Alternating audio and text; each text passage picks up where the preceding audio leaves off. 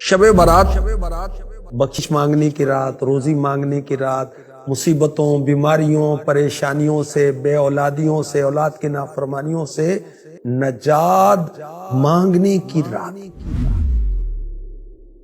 اس کے بارے میں اللہ کے حبیب صلی اللہ علیہ وآلہ وسلم نے فرمایا، جب شعبان المعظم کی 15ویں رات شب برات آئے تو اس میں عبادت کرو، دن میں روزہ رکھو۔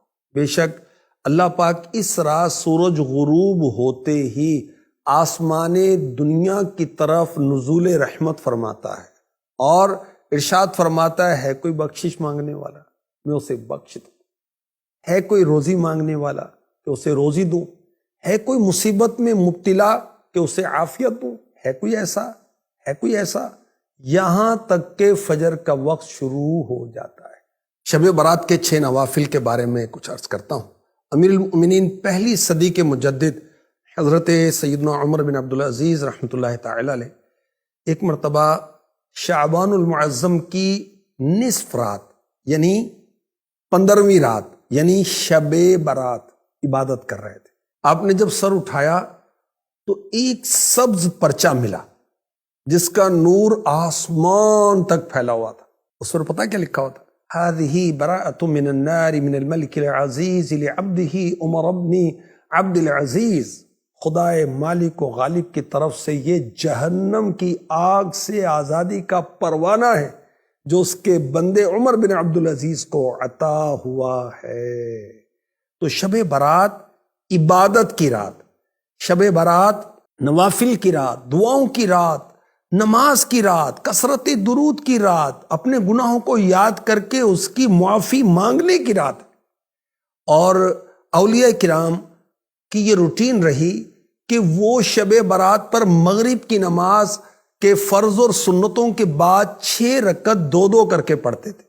پہلی 2 رکعتوں میں یہ نیت، یا اللہ ان 2 رکعتوں کی برکت سے مجھے درازی عمر بالخیر عطا فرما۔ پھر 2 رکعتوں میں یہ نیت فرمائیں، یا اللہ ان 2 رکعتوں کی برکت سے بلاؤں سے میری حفاظت فرما۔ پھر 2 رکعت پڑھنی ہے تیسری مرتبہ، اس میں کیا نیت ہوگی؟ یا اللہ ان 2 رکعتوں کی برکت سے مجھے اپنے سوا کسی کا محتاج نہ کر۔ نوافل پڑھنے کا طریقہ کیا ہے؟ ان 6 رکعتوں میں سورہ فاتحہ کے بعد جو چاہیں وہ صورتیں پڑھ سکتے ہیں، چاہیں تو ہر رکعت میں سورہ فاتحہ کے بعد 3 بار قل هو اللہ شریف یعنی سورہ اخلاص مکمل پڑھ لیں تو انشاءاللہ ہر رکعت میں ایک قرآن پڑھنے کا ثواب، 3 مرتبہ سورہ اخلاص پڑھنے سے ایک قرآن کی تلاوت کے برابر ثواب ملتا ہے۔ اچھا، ہر 2 رکعت کے بعد 21 بار 21 ٹائم قل هو اللہ احد پوری سورت پڑھنی ہے، اور پھر سورہ یاسین، یعنی یہ کر لیں یا یہ کر لیں، یہ بھی آپشن ہے، اور دونوں کریں یہ بھی آپشن ہے، اور یہ زیادہ بیسٹ ہے۔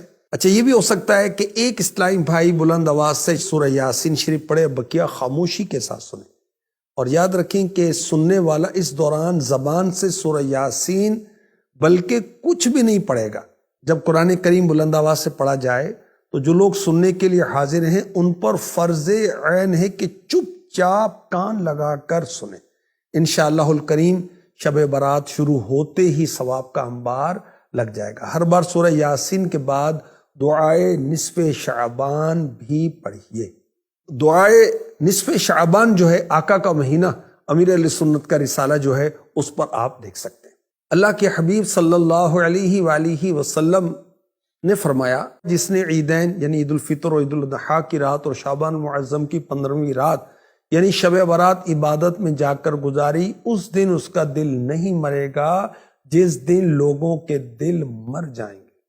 آخری نبی مکی مدنی صلی اللہ علیہ وآلہ وسلم نے فرمایا، میرے پاس جبریل امی علیہ السلام آئے اور کہا، یہ شعبان کی 15ویں رات ہے، اس میں اللہ پاک جہنم سے اتنوں کو آزاد فرماتا ہے جتنے بنی کلب کی بکریوں کے بال ہیں، مگر مشرک اور عداوت کیا مطلب ہے؟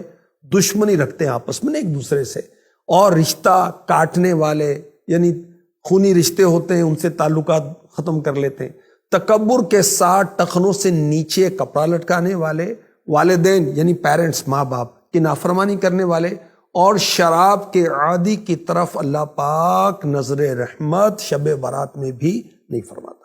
حدیث پاک میں ہے، جو کوئی شب برات میں 100 رکعت پڑھے